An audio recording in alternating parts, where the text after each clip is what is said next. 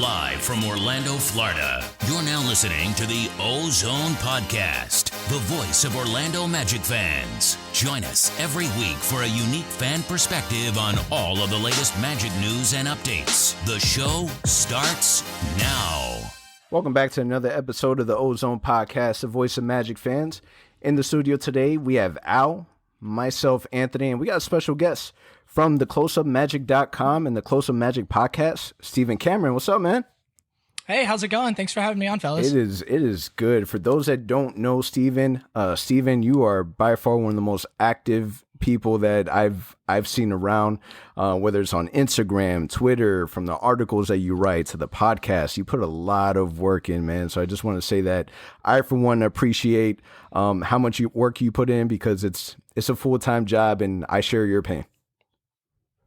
It's crazy. I've backed off a little bit this season like I have in years past, and I still feel overwhelmed sometimes. I'm trying to ramp it up myself and get back into it. And I'm like, man, this is a lot more work. I forgot how much it was, because this year was a little bit of a slower start with me with podcasting, at least. And I'm glad I'm not the only one. It's nice to have a family and a community of other guys like you all, and some of the other media groups out there that are doing stuff. So thanks for having me. It's really nice to be here. Fan of the show for sure. Yeah. So the fan base is divided. So before we really get into talking about Magic basketball, we need to know what team you're on. Are you Team Tank or Team Fight?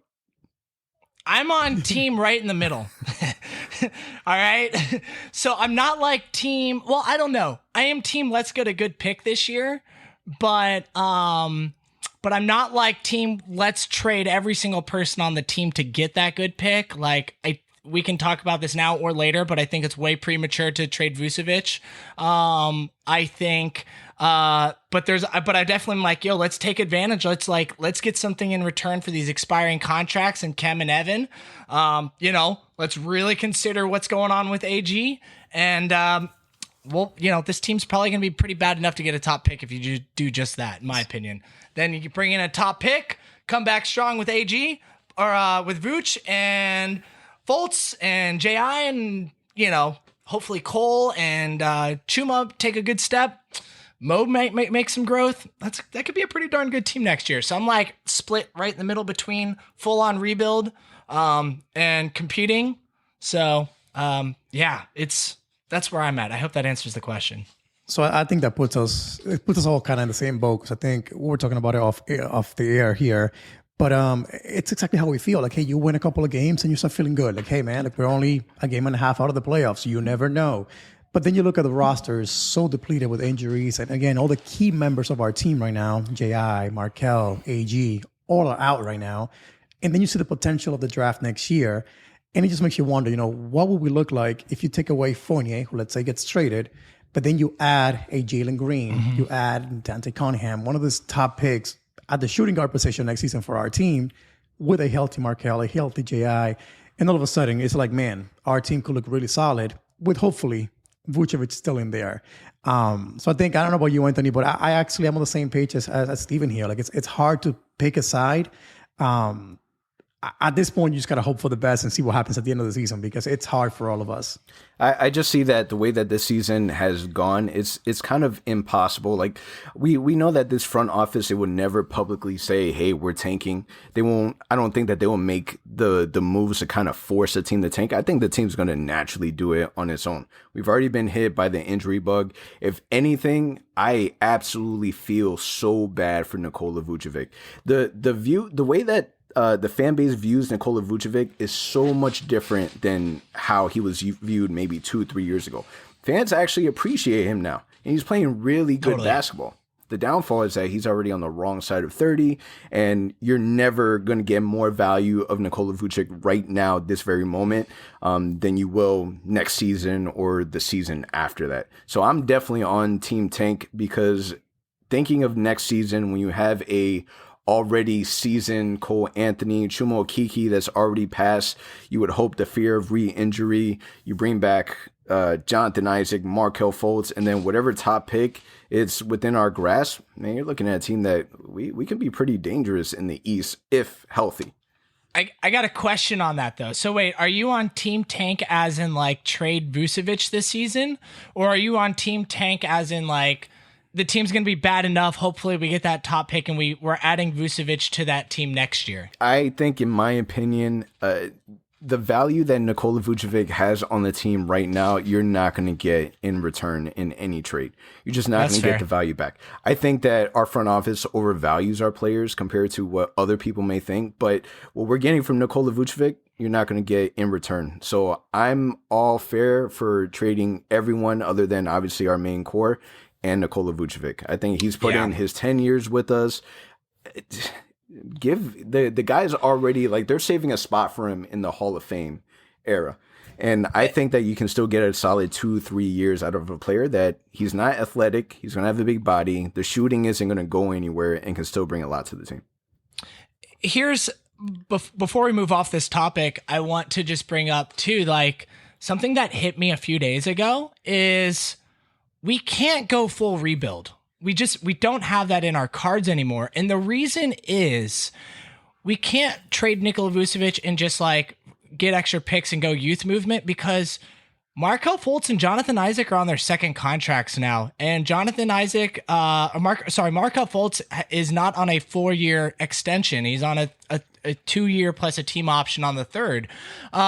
So once, in my opinion, once a person hits their second contract, you don't have nearly as big as the window as you had him on the first contract. So if we go full youth and we still suck because this next draft pick is going to take some time and then we have to do the whole cycle of trying to find the right veterans to balance out the youth movement to be competitive, because just a strictly young team never wins. So you have to have some form of veteran balance on the roster. So it's going to take a couple seasons to figure that out. And then all of a sudden you're going into Jonathan Isaac and Markelle Fultz last season. And they could be over it at that point and ready for a new situation. So that's why I really want to accept this year as it being really bad, right? Make those moves that we've sort of all been discussing, and then come back strong with Vucevic, because he's going to raise the floor. Also, I'm sure you guys notice Cole Anthony and Markelle Fultz this year have some really nice chemistry with Nikola Vucevic. It's like, I don't think he's taking away from their game. I think he's adding to their game. Agree. And helping make their life easier. So I think he just adds so much as far as helping out the team, right? He's obviously got his flaws. He's not a perfect player, and he can't be a number one option. But if we draft that number one option, like that would be pretty nice. Sorry, I just went on a tangent there, but I just discovered that the other day that like we're on a timeline now that we gave these guys extensions. Yeah, and part of the reason why I'm leaning towards a tank and also keeping Nikola Vucevic is that I've always wondered, man, what could Nikola Vucevic do for a team if he isn't the number one option? The way that he plays right now, and I'm a strong believer that it really only takes one player to change a franchise. Examples: Trae Young, Luka Doncic. Those players elevate a team. And I believe, and I could be wrong, but with a healthy team, healthy Jonathan Isaac, Markelle, Cole, everyone together, I think that one player could really change the way that this team plays, and it's dynamic. And Nikola Vucevic, man, he's already proved that he can adapt. I remember a couple years ago when they had reported in the offseason that, Nikola Vucevic is working on his three. I was like, why in the world is he doing that? Stay away from the three-point line, do what you're good at, stay in the post. And he adapted to the new NBA. Now it's kind of like, how do you want it? You want it in the post? You want it at the top of the key? You want pick and roll? How do you want Nikola Vucevic to score? And he'll do it. Yeah, he's really has adapted. And I think a lot of fans also forget that Coach Clifford completely changed the style of offense that was played this year at the beginning when we were healthy. They were running much faster. Nikola Vucevic was not slowing down this team at all. He's not the problem that they can't play a fast-paced tempo. Like that's not him. He's been able to adapt. And yeah, I agree with everything you said there for sure. Now let me ask you, because you currently live in California. You had mentioned that you live in the Bay Area. Yes, sir. So Is there a Magic fan base in the Bay Area, or is it just you by yourself in this island? There's a few of us. I've found a few over the years. It took a while, right? It was a big culture shock going from Orlando. I moved here at 25, so when I moved from Orlando here, it was a huge culture shock, and to just also be surrounded around a bunch of Warriors fans when they're winning titles after titles after titles. So I found a few. One of my closest friends in the Bay Area now recognized my Magic hat and came up to me and's like, "Are you a Magic fan?" I'm like, "Yeah." And so now we watch Magic games together and hang out and stuff like that. I've met a few other ones online. There's this guy named CJ that we actually met up through Twitter, but we went to the Magic Kings game. I was already going there. He was too. We ended up sitting next to each other because we were in the same section. It was an empty arena, so I just went down and sat with him. Nice. But yeah, there's a few of us. But it's also really funny. I had a lot of experiences when I first moved here. I'd be out at like a bar having a drink or something like that, and you'd see some guy with like an old school, Magic jersey on or Magic hat, and you go up and tell him like, "Yo, are you a Magic fan?" Like, "No, I just like the gear." I'm like, yeah. Okay, cool. Never mind. I can't have this conversation with you then. Keep going. Keep it moving. But there's a few of us out here, but not many. It's Warriors culture. Pretty hard. I mean, it's crazy because if you really talk about the dynamic of the Orlando Magic, there was a point in time where, being a fan of the Magic or even wearing their gear was cool. It was a cool thing to do. Tupac was wearing Magic gear. The Notorious B.I.G., Jay-Z, in pop culture, being a Magic fan was awesome. Like I have proof of this. There's pictures on the internet. Now is not obviously not as much, but I think that, right pieces, right time. My debate always, because the problem about living in Orlando is that there's a lot of Orlando's so diverse, so you have so many people that are, they transition to living in Orlando from other places. So there's a lot of Laker fans, a lot of Heat fans, and my one argument is we've always made it back on top, no matter how bad that we've been. Somehow, some way, we make it out of it. And a lot of the things that we're hearing now is that the Magic are cursed. I saw on the internet that whoever it is that stole Michael Jordan's 45 jersey, they need to return it, and then everything will be fine. So I think there's a lot of pieces there. I think it's just going to take us a little time. Hopefully we get there eventually. I think so. I'm optimistic. Yeah. Now it's a little weird with everything that's going on with the Magic, right? So just recently, Cole Anthony, he had his injury where we all assumed and thought that it was an injury for a shoulder. And then a couple days later, and Magic fans have watched Cole Anthony, because Cole Anthony likes to go on Twitch and he likes to stream his gaming, Call of Duty. And whoever he was playing with, he tells them that, hey, that the actual injury wasn't really a shoulder. It was a cracked rib. All of a sudden, it caught fire on the internet, and somehow, some way, there was an announcement that came out from.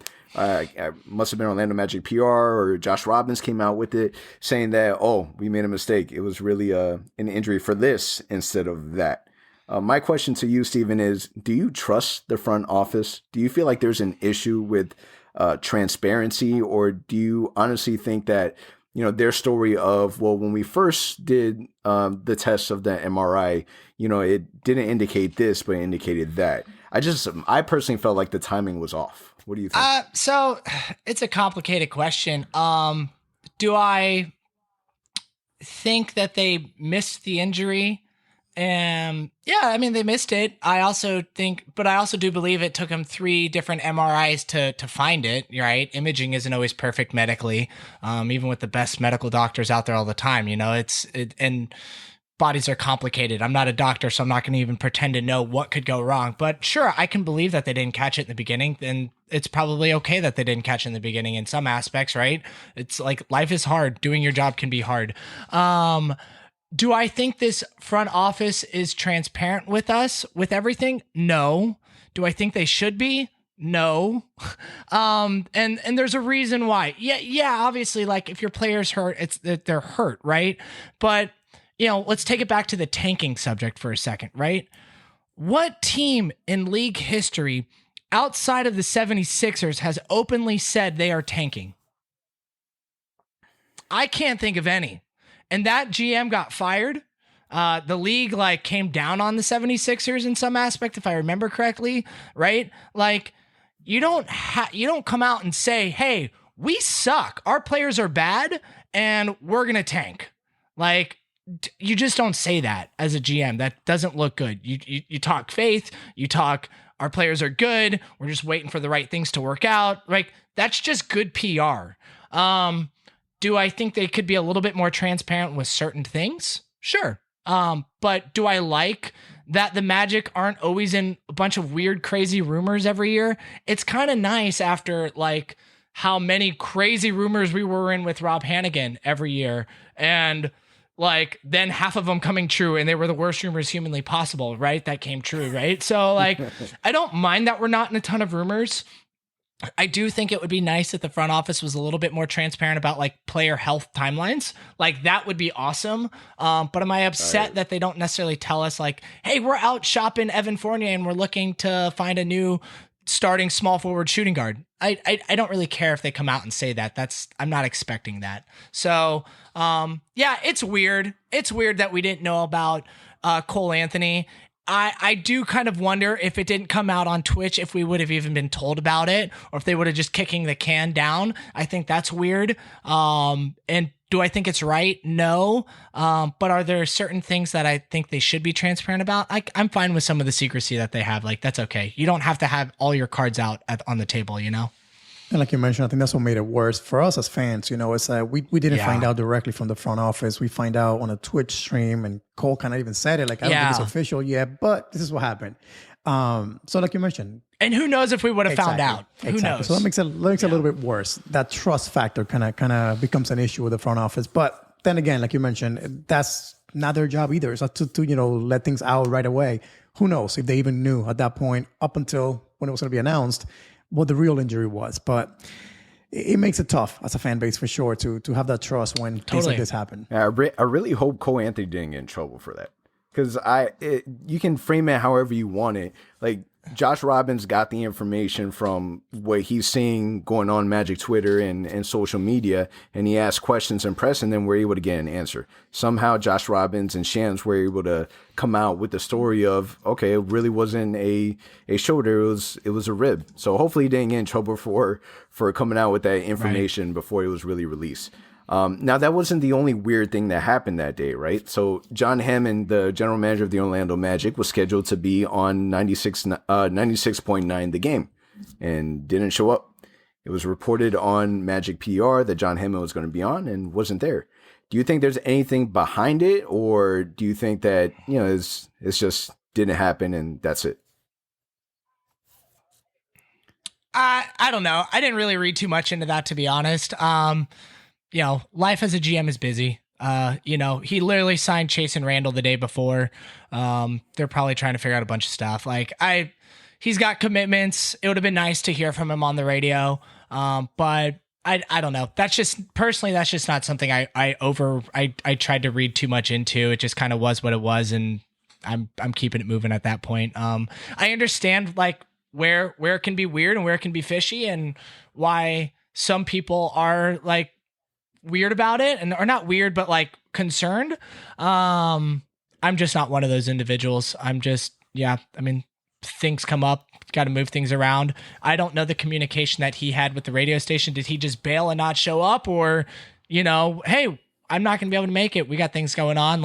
Was he professional about it? I would imagine there was a professional communication about that, and things happen. I don't know. I think we're so hungry for any news of the trade or anything significant happening that we are assuming, automatically that's what that means. Something big is going down. Yeah, and I guess if it is him making trades, great. Dude, that's cool. I'm about that life. Is it him ducking I think it's probably more him having work obligations than him ducking an interview because he doesn't want to answer to people. I think it's more I got stuff going on, then I got stuff to hide, right? I think that's probably more or less what it is. I don't think he doesn't seem like someone who's ducking something because he's embarrassed to get asked questions or something like that. I don't know. I don't get that impression. But yeah, it's weird. Sure, it's definitely weird though. And it's kind of to your point, You know, if he didn't make it on the show because he's on the phones and trying to make things work, perfect, awesome. But I think naturally as a fan base, you know, Al, you had mentioned it, that we're so hungry for information, especially from a front office that, you know, they kind of treat everything they do like the CIA. They keep everything really close to the chest, and they're not telling anything to anyone. Any news or rumors or updates or anything, you know, it's a lot of times it's not coming from them. It's coming from outside sources. Well, I'll add this to this topic too. Like, I don't know if you guys are subscribers to The Athletic, but in one of the more recent Josh Robbins articles, he even comes out and says that he requested availability to have an interview with the front office. And they basically said, yeah, you can have it, but it's going to be at the midway point of the season. Like, we're not giving availability right now. So, you know, I don't know if it's like particularly to that one outlet. It just, I mean, it seems like they're just doing their thing and not giving media availability at the moment because they're, I don't know, focusing on other stuff, it seems like. But I don't think it's them like ducking. It just seems like they're cool. We'll give media availability and we'll answer your questions, but we're going to do it at this time. And it's going to be, you know, in March. Yeah. And listen, they have been working. They've been working really hard. They've been working really hard to find us a point guard that can be healthy enough to play on the court. Those two-way players. Yeah, they're keeping an eye on the two-way. So obviously Magic have been struggling with the health of our players, primarily the point guard position. Just recently, Frank Mason suffered a groin injury, and, you know, Magic had to make a tough decision where they had to waive him. I was a fan of Frank Mason. I really liked the way he played, but you know, it's next man up. So the Magic decided to waive Frank Mason, and they picked up Chasson Randle. What do you think so far? If you watched the game, any thoughts on Randle and what he's able to bring? It's hard to take away too much, but I mean, he's a good shooter. He plays hard. And it seems like he can semi-run an offense with only a day's worth of practice. So I was really big on Mason. I wanted to like give him a shot. And it's really unfortunate that we didn't have like any bodies to sort of like, we didn't even, I really think if like Ennis was available, they probably would have just held on a little bit longer, you know, and used him as the ball handler until Mason could have come back. Cause like Mason's good. I liked what he was doing. He was getting more comfortable, could get to the rim, you know, he was nice, but Randall's cool. I mean, he's been in and out of the league a little bit. It's funny. So, you know, we had Jordan Bone, who was like, I think he was like 23. Then Mason was 25. Now we have Chasson Randle, who's like 28. So we kind of keep going up in age just to get some bodies in there. But you know, I think he's going to do a fine job. I don't really have any major takeaways, but you know, from what I saw last night, I was like, cool. I think he'll do fine for his role. You know, he seems like a good shooter too, which this team always needs shooting. So can't complain on that. Hopefully it'll be a 2-week thing, you know, because the expectation is for Cole Anthony to come back after the All-Star break. And right now that's slotted to be about 2 weeks from now. So hopefully we'll get MCW and Cole Anthony kind of running the point here. But like you said, I think I was not knowledgeable of who he was too much. I've seen him play before, but not too much. But my takeaway was the same. He can shoot a little more height than Mason did. So we'll take that, I guess. But I like you guys said, I was also a big fan of Frank Mason, what he could bring to the team. Unfortunately, we won't see it play out. But again, excited to see what he can do with this opportunity. Al, he's a little bit taller than Mason, right? He's 6'2". Yeah, he's 6'2". So he's and like Mason was just under 6 foot. Yeah, man, we like those short point guards. we really do. To me it just seemed like. Can you imagine like watching the front office watch the Magic and it's kind of like another player gets injured? I can only imagine like the text messages between John Hammond and Jeff Wellman kind of going back and forth like, damn, another one. But it does seem like they're really, I mean, what can they do at this point? You have the trade deadline that's coming up in March, and the most that you're able to do right now is kind of put a Band-Aid on it. You have hopes that MCW was able to come back, which we're finally able to get him on the court. Cole Anthony, he had posted today that he'll be back soon. We have the timeline of about 2 weeks. So it seems like they're trying to do everything in their power to kind of, you know, ride the wave. And in the beginning of the season, I mentioned this on some other episodes, but you know, when he did the interview with Josh Robbins, one of the questions that he didn't defer from was, you know, should the Magic do a reset? Should we refresh? and he didn't say no. He wasn't against it.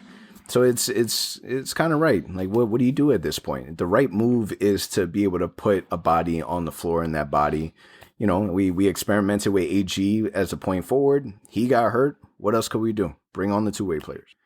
Now, with the trade deadline coming around so soon, right around the corner, obviously you have your Bleacher Reports and other news outlets that they're kind of already working their magic to create buzz and content. And one of the things that we saw were the suggestion that the Lakers may be interested in or could be interested in Mo Bamba.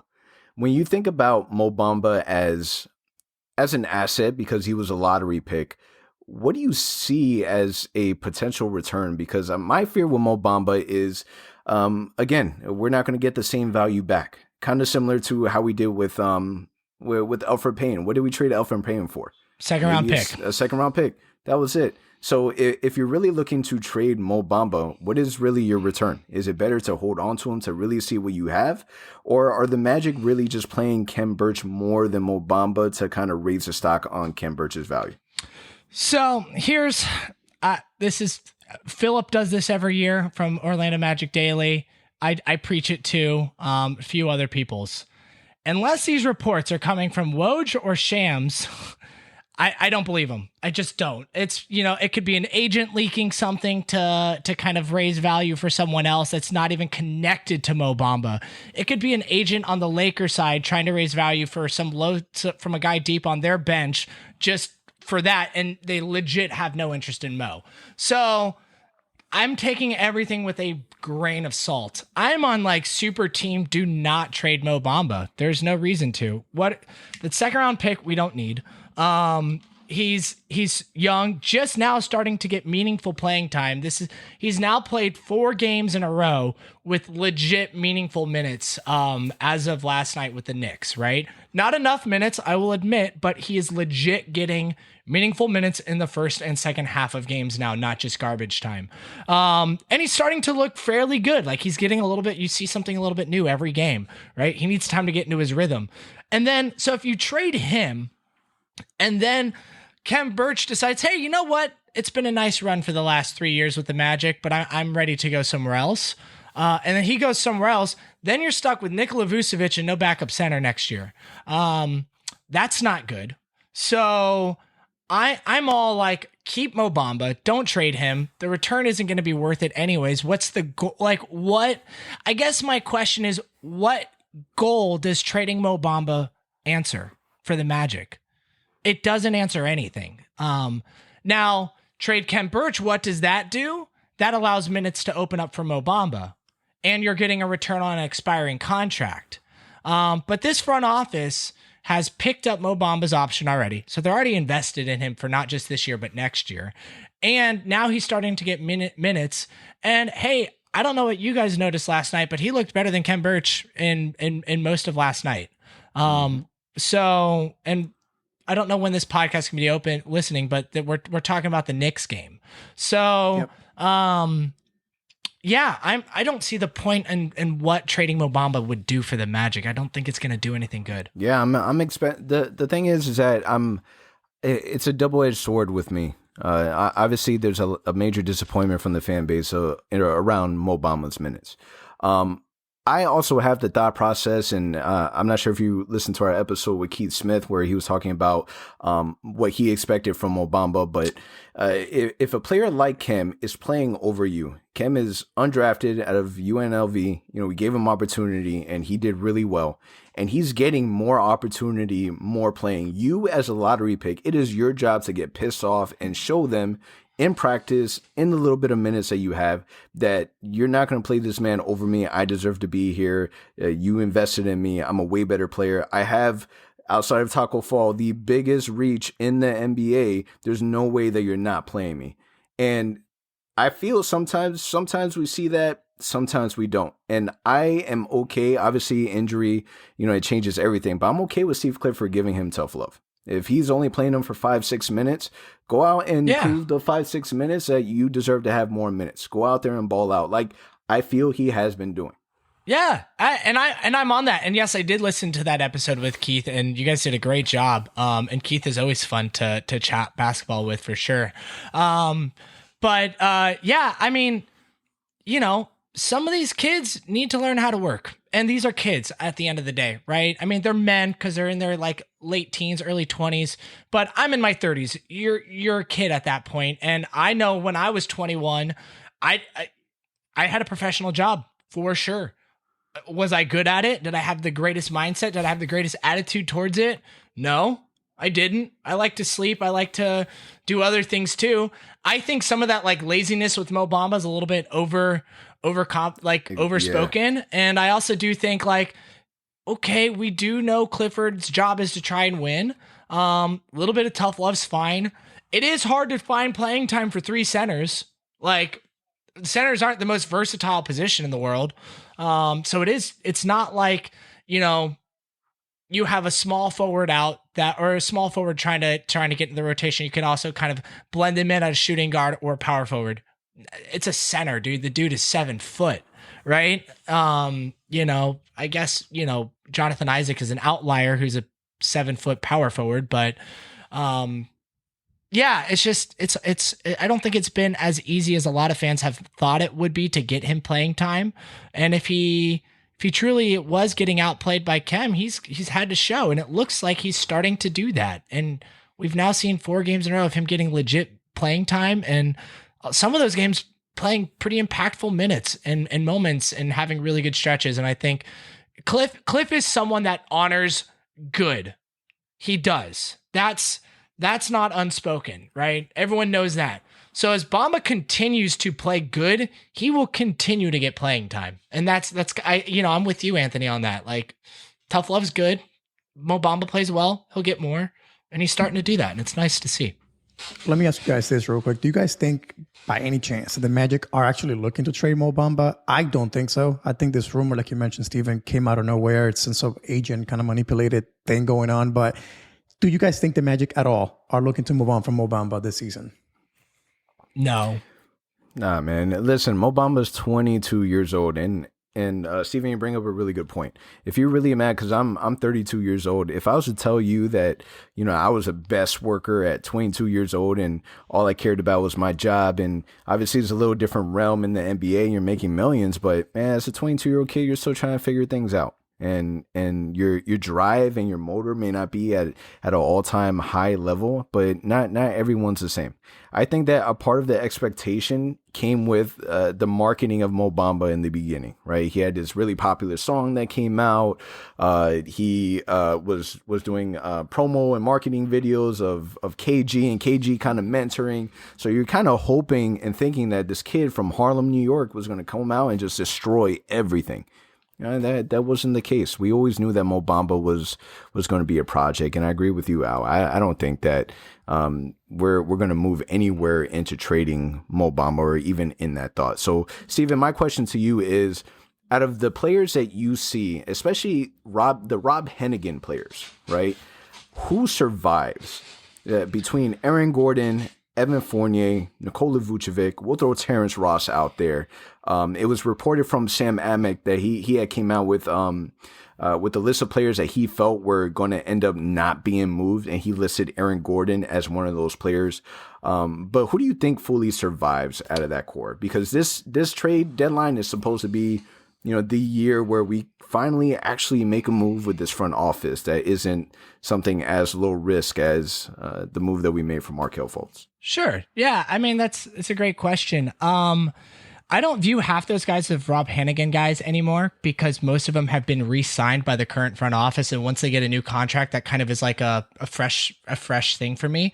But I totally get what you're saying. Sorry. That's just me being weird. I mean, I do kind of think that Evan Fournier is going to be traded. There's just too much writing on the wall for that, for him to still be here. One is, okay, so it sort of made sense why Ross, and Vooch re-signed, right? We had just made the playoffs, had some really nice forward trajectory going at that point in time. This is going to be one of the worst years in Magic history. Probably a top 10, 15 worst year ever in the Magic history. There's not much forward momentum for Evan to want to be back here with that, right? There's only like DeMar DeRozan and maybe one other shooting guard that might be at or better than Evan in the free agent shooting guard market this summer. So he's going to have a lot of teams interested in him in that aspect. And there's a lot of teams that have money this year. And there's not a ton of big free agents anymore. A lot of those guys signed extensions. So I think he's going to have a lot of interest. And yeah, if you play around with certain cap numbers, you can get Evan Fournier in there at like 17 million a year and not be at the tax, but that just sounds dumb to me.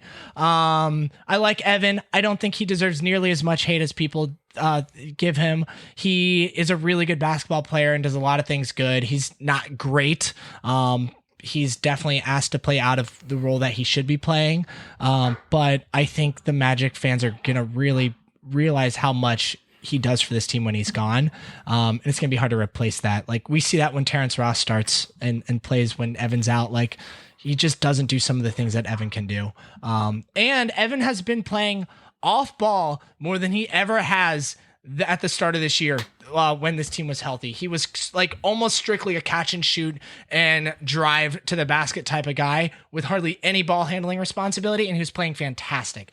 Anyways, rant about Evan. I think he's gone though. There's just too many signs. I was chatting with someone and they were like, well, the Magic let Wes Iwundu walk in the offseason, didn't get a returned asset. Well, dude, Wes Iwundu and Evan Fournier are two completely different caliber types of players. Like, I'm okay with letting Wes Iwundu walk. He's like, at most, maybe you get a second round pick from him. Evan Fournier, you're going to get something, right? And it's going to most likely be able to be something that you can do.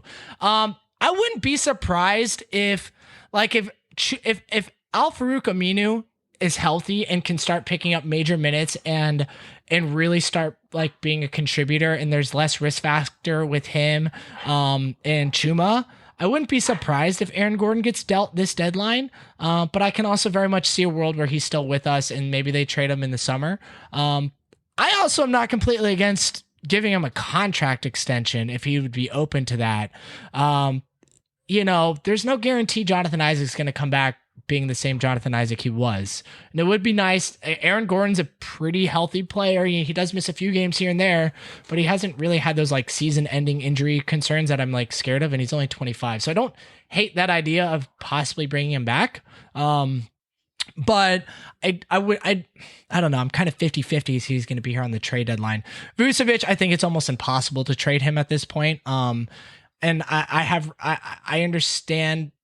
I don't think his return this year versus like next year deadline is going to be all that different. His game might come down a little bit, but I don't expect it to change significantly to where it's like, oh man, we could have gotten, this player and these picks for him. Maybe like one of those picks isn't as good, or maybe we get like one less pick, or maybe the player we could have gotten attached with that package is not as great. But I don't think we're going to go from like being able to get a first round pick from him this year and a good starter to getting not a first round pick and a good starter from next year. Like, I think that same package is probably going to be available. So I don't have that rush. And I think, like we were talking about earlier, he has really nice chemistry and really does help Markelle Fultz and Cole Anthony like play well. And I think that's important for a young player's development to have someone good to play off of that can kind of help.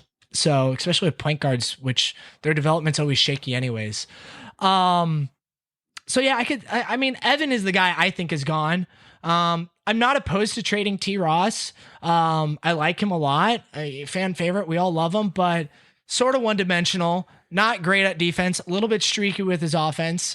He's on a good contract, so I'm not overly worried about it. But also, if you trade Evan Fournier and Ross the same year, like, we have zero depth at shooting guard. We don't have any young prospects in there yet. I would definitely not trade both of them at the same time. Like, maybe you trade Ross this summer if you can sign another... Like, if you somehow get another shooting guard in return for one of them, and maybe you draft one of those young guys in the draft that can play a shooting guard, small forward role. But I guess, I don't know if I've like answered your question, but I think Evan Fournier is gone. And I don't know, I guess maybe AG could be gone, but there's still concerns if the team's going to be healthy enough to really let him go at that point. Yeah, I think no, you're good. I think that I'm the only person on my island that still has faith in AG. I compare him a lot to Pascal Siakam in the sense where he was a late bloomer. You know, he really didn't hit his stride until he hit his 25 years of age. AG's already at that point right now, and he's still struggling with injuries. The thing that people are going to be so upset about is the never-ending story of the Orlando Magic, where players leave our franchise, go to others, and they succeed and find success elsewhere.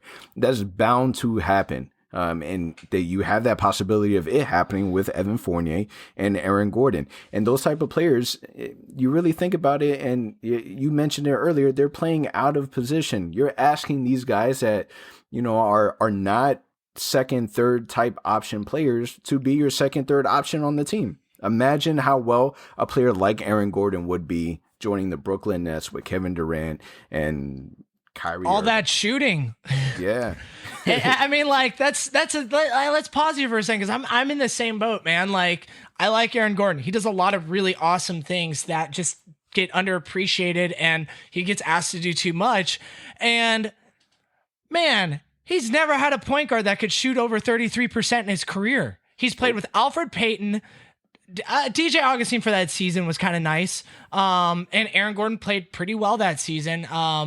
But then Markelle Fultz sucks at shooting. All right. I'm sorry. I'm on that island that I don't think he's ever going to be a good shooter. Don't apologize. It is what it is. And then Cole Anthony, he's a rookie, man. Like, he's just kind of figuring out what a smart shot even is in the NBA, right? So his shooting numbers are going to be all over the place.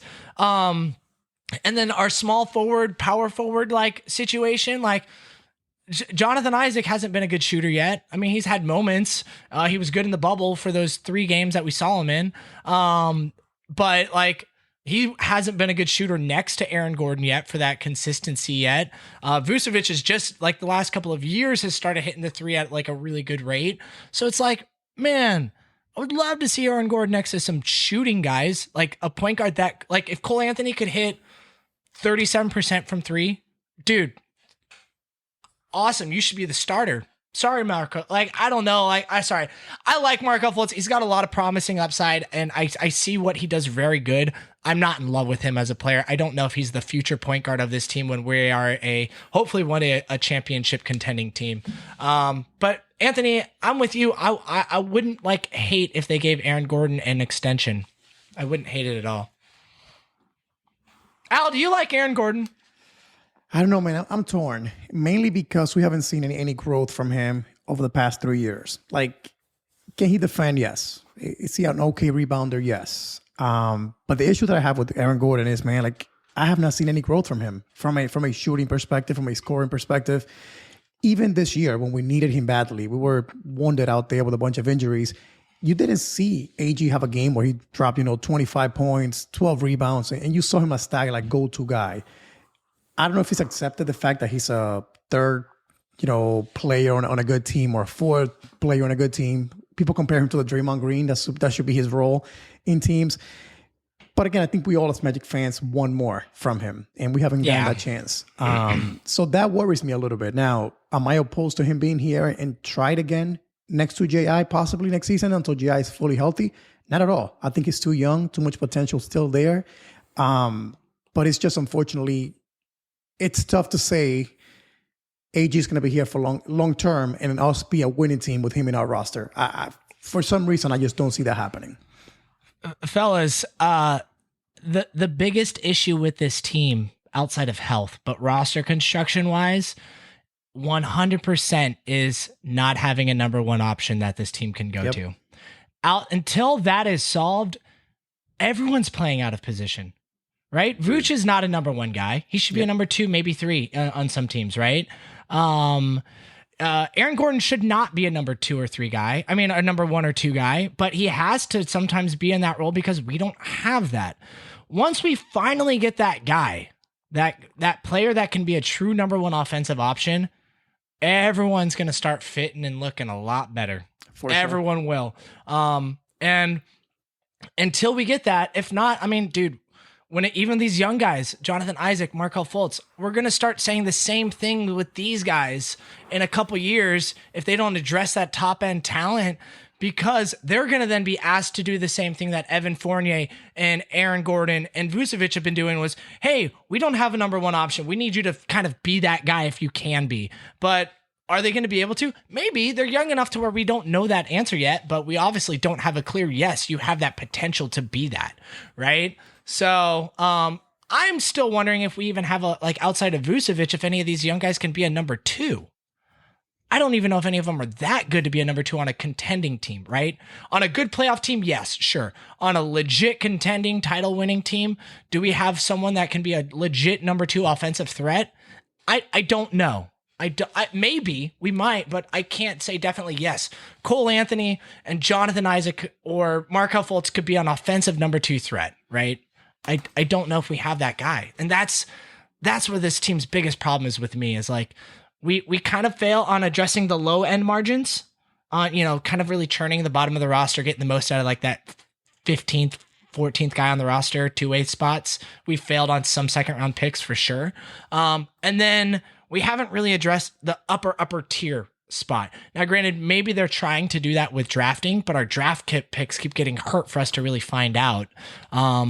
I still think if Jonathan Isaac was healthy going into this last offseason, that this front office really probably would have done a bigger trade to get that number one option to match with Fultz and Vooch and J.I. We probably don't see Aaron Gordon on the roster because we had Chumo Kiki coming in, which they obviously had a lot of faith in because he was like backup getting 20 minutes a night, like game one. So he's looking solid. Dude, he is. I love Chuma. Sorry, I just went on a rant there. But this team is struggling. Like you guys know, you like, we're passionate about it, and I know I just went on a huge rant there, and I don't mean to hijack the show by any means, but I just, man, I feel like we're all gonna have the same conversation about wanting these players to be something that they're not until we solve that problem. And Steven, you bring up a really good point. The fear could be that the Evan Fourniers of right now, the Aaron Gordons of right now, turn into the Markel Fultz and Jonathan Isaac of the future. What if they can't be the solid number one, number two option? They really are just third and fourth. This team hasn't had a perennial offensive threat since Tracy McGrady. You go down the line, you can say, we had players like Dwight Howard. Maybe Hedo Turkoglu kind of fit in that mold a little bit, kind of, sort of. Consistency wasn't always there. But we're talking about bona fide offensive threat, and we haven't had that in so long. And you look at a team, and I mentioned it earlier, it really only takes one player to change a franchise. It doesn't have to be a player that you draft. It could be in trade. A perfect example and scenario, maybe not so much this season, but this past season, we saw that with Jimmy Butler and the Miami Heat. They brought in one player, and they were able to do crazy things. Because you're right, the minute that you have that one leader, that one player, now everyone starts to look more into place, more solid, more cohesive, and whatever the case may be. So you just took me to church, dude. Yeah, you're preaching, bro. You're preaching. It just needs to happen. That's why I've been a fan of a player like imagine this team with a player like Bradley Beal, and how much it would open up so much for everyone. Are we in contention? Do we have the assets to be able to? Is there anyone within our grasp? I don't know, man. I think that the Magic right now are in a position, this is terrible to say, but the only way that we're going to be able to bring a player like that is that we're going to have to be taking advantage in some type of deal where we get the low end, where we give up too much in order to get a player like that. Yep, or you draft a player, or you get lucky with a player and they're able to do something great. So I've always thought that Evan Fournier going to Sacramento makes so much sense to me for a player like Buddy Hield. I've been kind of a fan of that because Buddy Hield needs a new situation. He seems like a player that could do really well in a brand new spot, and Evan Fournier really likes the Kings. He's a big fan of Mike Bibby. Would love to move over to Sacramento and be his next door neighbor. That always makes sense. Does that solve our problems? Probably not. You probably turn into the next Evan Fournier of a player that we're frustrated with. The point that I'm getting to is that trade deadline is right around the corner, and there's so many different avenues that this front office could take. And the thing that brings me a little satisfaction is the fact that all these questions that we all have, they're eventually going to have to be addressed, and they're eventually going to have to give us answers because it's right around the corner and you have to make a decision on Evan Fournier. I don't know if we'll get all the answers figured out by this deadline, but we'll definitely have at least one or two of them figured out. I think so, and, I urge all the listeners of the show to just kind of like, don't fall in love with any of these young guys. I mean, definitely root for them, enjoy them, but like this entire core of every single young player we have, they're likely not all going to be here. At some point, you're going to have to package one of them, maybe two of them, with some picks to go get Bradley Beal or player X. I'm just using Bradley Beal's name because we were just talking about him. But right, at some point, they have to do that all-in trade because unless they get lucky in the draft, which is pure luck, or unless someone takes an unexpected leap that we don't know about, like Jimmy Butler ain't signing with a team like this unless they're good. So they're going to have to make an all-in move at some point. I thought we would have seen it last year at the deadline, in the offseason if J.I. was healthy, but we didn't because he got hurt and it didn't make sense to do it then. But dude, I 100% agree with you, Anthony. And I appreciate you taking me to church with that with that sermon you just gave. That was awesome. Oh man, I'm available every single Sunday. All right, I'm coming. Sign me up. All right, Steven, we're gonna get to some fan questions, and we're gonna kind of roll this out as rapid fire. All right, cool. So this first one comes from Nihal_MC, and wants to know, who do you think is the most underrated Magic player of all time? Putting you on the spot, because trust me when I tell you, I already know there's a lot of options, but Dwight Howard, underrated, Right? yeah. Fans hate him still. They do, man. He still gets so much crap, and like, yo, that guy brought me the most fun I've ever had in Magic history. I mean, there's tons of them we could go after, but like, that's to me one of the most controversial players, and I love him. He's great. Yeah. Dwight Howard. All right, this one comes from Keep It Lou. He says, do we need a complete culture change, as in a new ownership, front office, or even a head coach? No. I don't think so. Yeah, man, I think people are way too hard on Steve Clifford. Yeah. The dude has one job, and that job is to do everything in his power to win. That's with 8 players, 7 players, no point guards. Man's job is to try to get a W on the board. Yes, sir. All right. This next one is from _Deet. What hurts more, stubbing your toe or being an Orlando Magic fan? Being an Orlando Magic fan. Oh, man, it sure enough does. It's funny that he used stubbing your toe as like an example, seeing that we had 2 players that had toe injuries in the beginning of the season.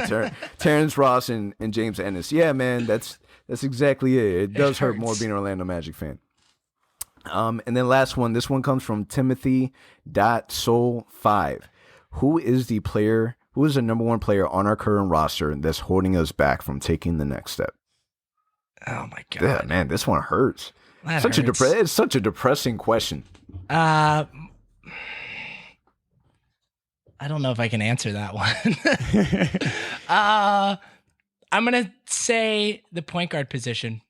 I'm still gonna say actually no. I'm not gonna say a number 1 player. I'm gonna say the number 3.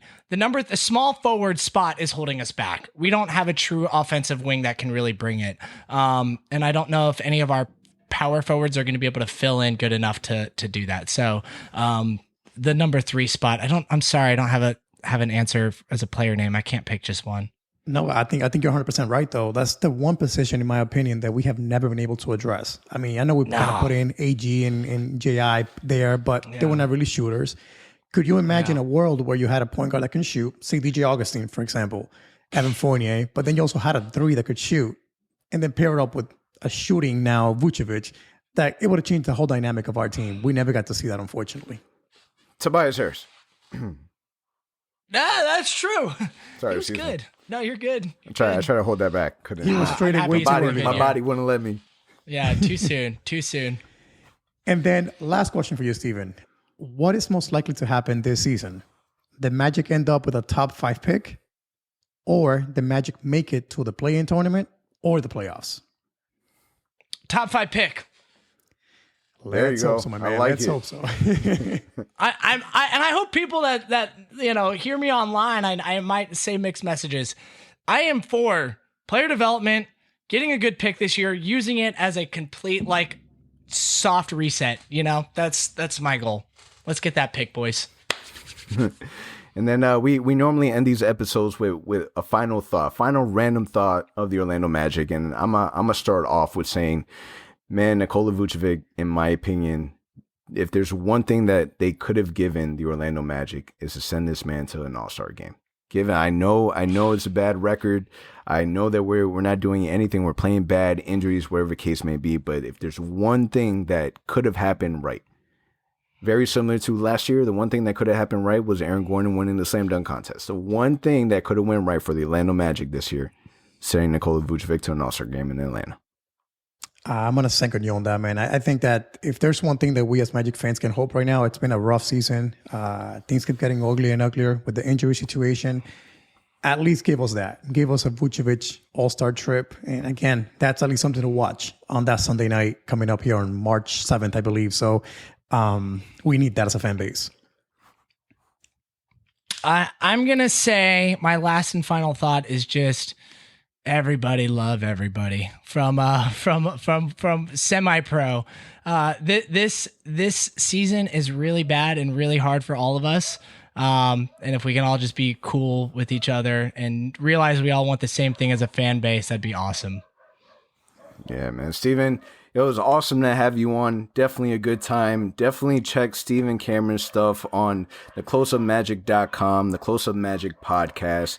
If you want to share everyone where they can find you on social media, and check this guy's stuff out, because man, the stuff you put out is great. I appreciate it, and honestly, fellas, this was really, really fun to come and collaborate with you guys on the show and just be a part of your show. I'm a big fan of your show, so it's great to talk with you guys. Thanks for having me. Check out the Close Up Magic on Twitter. We're at the Close Up Magic, and you can go to our website at thecloseupmagic.com. We post articles from time to time, not all the time, maybe 1 or 2 a month. We do podcast at least 1 or 2 a month, not weekly like these guys. I can't keep up with them. They're too pro. But yeah, check it out. We recently had Josh Robbins on. That was super fun. And we have some other cool guests lined up throughout the rest of the season that hopefully you all will enjoy. And go Magic. Go Ozone Pod. There you go, man. And that's a wrap. Thank you so much for listening. Peace. Thank you for listening to the OZone Podcast, the voice of Magic fans. Follow us on Twitter and Instagram at the OZone Pod. And remember to subscribe and leave a 5-star review on all your favorite podcast listening platforms.